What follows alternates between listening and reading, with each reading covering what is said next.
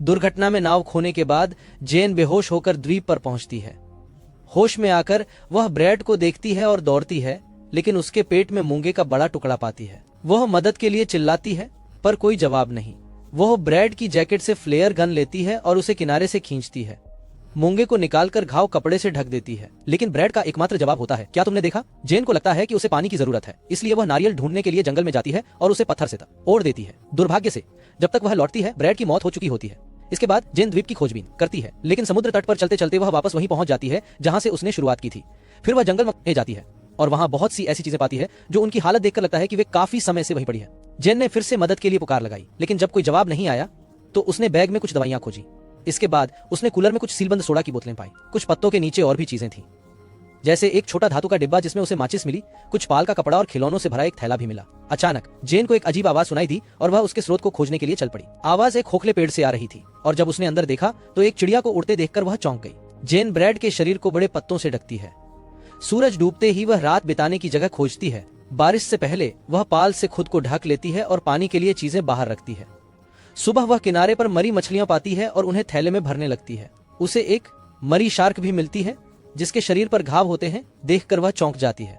जेन पत्थरों से सभी मछलियों के सिर काटकर उन्हें बाद के लिए कूलर में रखती है। एक और बैग में उसे एक नोटबुक मिलती है जिसे वह पढ़ने की कोशिश करती है, लेकिन पानी से लिखावट मिट चुकी होती है। पन्नों के बीच एक जोड़े की तस्वीर देखकर वह और अकेला महसूस करती है। अगली बार जब जेन द्वीप पर जाती है तो उसे पत्थरों के ढेर और क्रॉस जैसी शाखा मिलती है जिससे उसे कब्रों का एहसास होता है। प्रेरित होकर जेन रेत में गड्ढा खोदकर ब्रैड के सड़ते शरीर को उसमें डाल देती है, फिर पत्तों और रेत से ढक देती है और ब्रैड के नाम के अक्षर वाले लकड़ी के टुकड़े से कब्र को पूरा करती है। उसी रात जेन शार्क के घावों जैसे निशान वाले पाल के कपड़े को टांगकर मछली पकाने के लिए माचिस से आग जलाती है। सुबह जेन देखती है कि ब्रैड का शरीर गायब है और कब्र खून से सनी है। जब बाहर खतरे का आभास होता है तो वह पत्थर से भाला तैयार करती है। सहारे के लिए वह लकड़ी का एक लट्ठा भी लाती है ताकि शाम को जंगल पर नजर रख सके। जेन सो जाती है, लेकिन आधी रात को अजीब आवाज से जाग जाती है। हालांकि उसे कुछ नहीं दिखता और वह सोचती है कि यह शायद आग की आवाज थी। अगले दिन जेन को कुछ तैरता हुआ दिखाई देता है और वह पानी में उतरती है।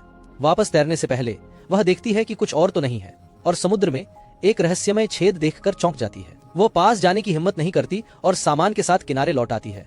एक सूटकेस में उसे कपड़े मिलते हैं और वो गर्म कपड़े पहन लेती है। उस रात जेन सूटकेस की जांच करती है और मृत मालिकों की तस्वीरें पाती है। अचानक उसे विमान की आवाज सुनाई देती है तो वह किनारे दौड़कर फ्लेयर जलाती है, लेकिन दुर्भाग्य से विमान उसे नहीं देख पाता। जैसे ही फ्लेयर समुद्र में गिरता है एक लंबे राक्षस की आकृति दिखती है। डरी हुई जेन जल्दी से भाला लेने जाती है और जंगल में छिप जाती है। कुछ देर बाद राक्षस द्वीप पर आकर खोजने लगता है, लेकिन जेन को नहीं देखता और बिना हमला किए चला जाता है। अगली सुबह जेन देखती है कि राक्षस ने उसके शिविर में गंदगी फैला दी है। जब वह पुरानी तस्वीरें देखती है तो उसे राक्षस की आंखें दिखती हैं। जान बचाने के लिए जेन ब्रैड और अपनी लाइफ जैकेट सूटकेस में रखती है और उसे पानी में ले जाती है। वह उसे राफ्ट की तरह इस्तेमाल करना चाहती है, लेकिन सूटकेस स्थिर नहीं होता और जेन गुस्से में उसे रेत पर फेंक देती है। सूरज डूबने से पहले जेन सुरक्षित सोने के लिए खोखले पेड़ में छिप जाती है। आधी रात को राक्षस के द्वीप पर आने की आवाज से जेन जाग जाती है। वह लकड़ी पकड़कर उसे पीटता है तो जेन शोर न करने और सिर बचाने पर ध्यान देती है। हिलाने और गुर्राने के बाद राक्षस ऊबकर चला जाता है। दिन बीतते हैं। जेन दिन में मछली पकड़ती है और रात में गड्ढे में छिपकर रहती है। अभ्यास के बाद वह बाले से शार्क मारने में सफल होती है। उसे पेड़ पर लटकाती है और सो जाती है, लेकिन राक्षस की आवाज अब भी सुनाई देती है। कुछ समय बाद लहरें एक और शव लाती हैं। जेन देखती है कि चेहरे पर गंभीर घाव हैं और पैर गायब हैं। वह उसे पेड़ पर लटकाती है और गड्ढे में छिप जाती है। इस बार वह जागती रहती है और राक्षस को आते देखती है। वह लाश को नीचे लाकर खाने लगता है। तभी जेन विमान की आवाज सुनती है और चौंक जाती है, लेकिन बाहर नहीं जा पाती क्योंकि राक्षस पास होता है।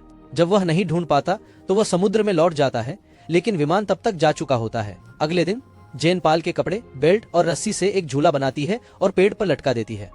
अब वह ऊपर से इलाके को बेहतर देख सकती थी और राक्षस की पहुंच से दूर थी। उस रात जेन झूले में आराम कर रही थी जब उसने राक्षस को झाड़ियों में घूमते देखा। अचानक राक्षस ने झूले की रस्सियां खींची, जिससे जेन चीखने लगी और गिर गई। वह तुरंत भागी क्योंकि राक्षस उसका पीछा कर रहा था और पानी में कूदते हुए बाहर आ रहा था। आखिरकार जानवर गिर पड़ता है और जेन उसे बाले से मारती है, पर वह उसे पटक देता है। वह फिर मारती है, वह पानी में गिरती है।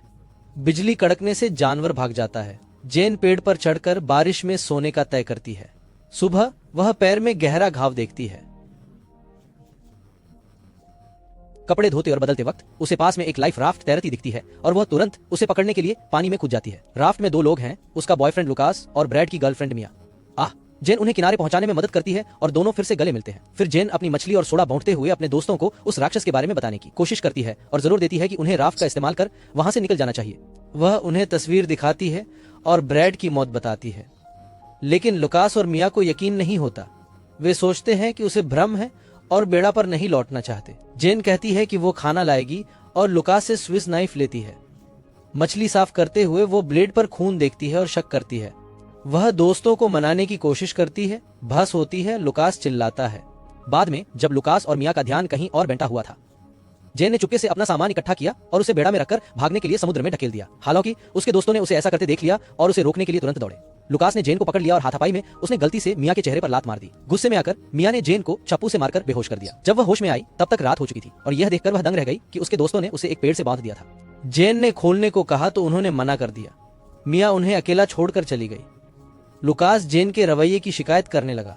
उसने कहा वह दोस्तों संग नाव में मजे कर रहा था, पर जेन खुश नहीं थी और ब्रेकअप की धमकी दी। जेन को लगा अभी बात का सही समय नहीं है, पर लुकास चिल्लाता रहा कि जेन के पास उसके बिना कुछ नहीं है। उसे लगता है कि जेन को सब कुछ करने के बाद भी उसे द्वीप पर अकेला छोड़ने का हक नहीं था। जेन के जाने पर लुकास कहता है कि वह उसके दोस्त जैक जैसी लग रही है, पर नहीं बताता कि क्या हुआ। मिया किनारे पर टहलते हुए पानी में मछली के टुकड़े देखती है। अचानक मिया की चीख सुनकर लुकास टॉर्च लेकर दौड़ता है। वह राक्षस को मिया की हत्या करते देखता है और मशाल से वार करता है, पर राक्षस उसे धक्का देकर हटा देता है। फिर वह समुद्र में कूद जाता है और मिया को भी ले जाता है। जेन जब तक रस्सियां काटती है तब तक देर हो चुकी होती है। पानी में सिर्फ खून बचता है। अगली सुबह लुकास जेन के साथ बेड़ा लेकर जाने को तैयार हो जाता है। वे बहुत मछलियां पकड़ते हैं और आखिरी माचिस से आग जलाकर पकाते हैं। इस प्रकार वे यात्रा के लिए आवश्यक सभी सामान ला सकते हैं। फिर वे धीरे धीरे अपना सारा सामान बेड़े में रखते हैं और यात्रा पर निकल पड़ते हैं। अंततः बेड़े के अंदर पहुंचने पर जेन कई खून के धब्बे देखकर चौंक जाती है। जैसे ही लुकास चप्पू चलाना शुरू करता है, उसे अचानक अपने नीचे पानी में एक जीव तैरता हुआ नजर आता है। उसके पंजे लुकास पर हमला करने की कोशिश में आगे बढ़ते हैं, जिससे लुकास तुरंत बेड़े के अंदर छिप जाता है और जेन उसे बंद कर देती है। फिर भी राक्षस हार नहीं मानता और बेड़े के थल को खरोंचने लगता है। कुछ जोरदार वारों से संरचना हिलती है। राक्षस छेद कर सिर अंदर डालता है। जेन उसे लात मारती है और लुकास फ्लेयर गन से निशाना लगाता है। पहली बार निशाना चूकता है, पर दूसरी बार फ्लेयर राक्षस के मुंह में लगती है। फिर दोनों भाले से उसे पानी में ढकेल देते हैं। उन्हें लगता है कि वे सुरक्षित हैं, लेकिन जीव फिर से बेड़ा से बाहर आता है और जेन को पानी में खींच लेता है। उसे बिल में ले जाने का इरादा करता है। जब जेन उसकी पकड़ से छूटने के लिए संघर्ष कर रही थी, अचानक उसे लुकास का खंजर याद आया। उसने तुरंत उसी खंजर से उस राक्षस पर वार किया। इसके बाद राक्षस ने उसे छोड़ दिया और तैरकर दूर चला गया।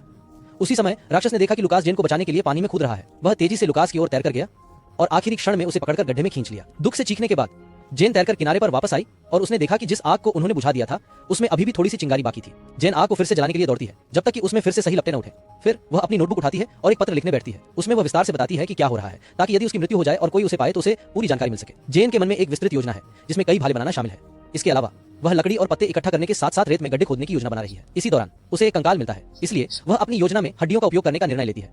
जैसे ही रात होती है, राक्षस पानी से बाहर निकल आता है और मछली की गंध का पीछा करते हुए जंगल में इधर उधर भटकने लगता है। जब वह चारागाह तक पहुंचता है तो जेन बहुत सारी लकड़ियों को आग लगाकर राक्षस को बीच में फंसा लेती है। फिर वह अपने बाले से अचानक उस पर हमला करती है और एक बार वार करके पेड़ के पीछे छिप जाती है। राक्षस उसे ढूंढने की कोशिश करता है और जेन उसकी पीठ का इंतजार करती है ताकि वह उसे हड्डी से वार कर सके। लेकिन जैसे ही वह ऐसा करने का सोचती है, राक्षस उसे गिरा देता है। वह हार नहीं मानती और राक्षस पर फिर से वार करती है, इस बार इतना जोरदार कि वह उड़ जाती है। राक्षस को खून बहता देख जेन लड़ने का फैसला करती है। वह हड्डी से उस पर वार करती है। कभी कभी खुद को चोट लगती है।